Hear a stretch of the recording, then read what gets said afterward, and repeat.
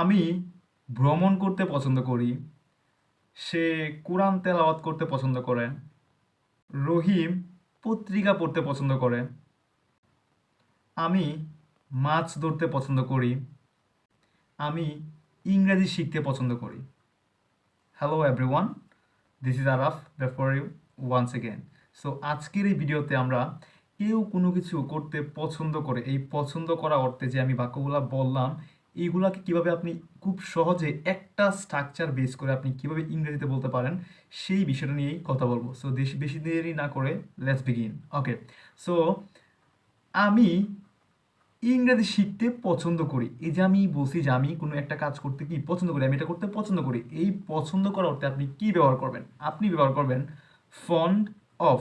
Fond of ব্যবহার করবেন, and fond অফের পরে আপনাকে অবশ্যই ভার্ব প্লাস আইএনজি ইউজ করতে হবে। অলরাইট, তো প্রথমে আপনি কি দিবেন?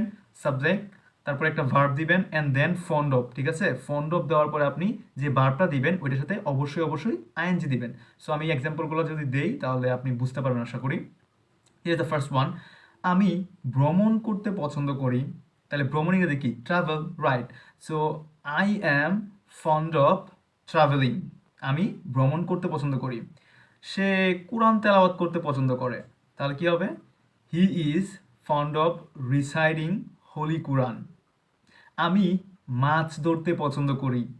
I am fond of catching fish.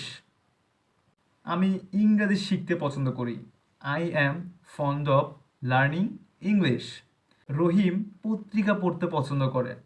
Rahim is fond of reading newspapers. আমি ছবি আঁকতে পছন্দ করি।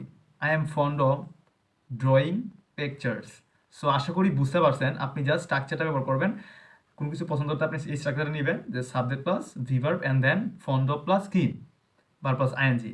Hope you have understood the lesson. I don't want to make it more longer. Allah Hafiz.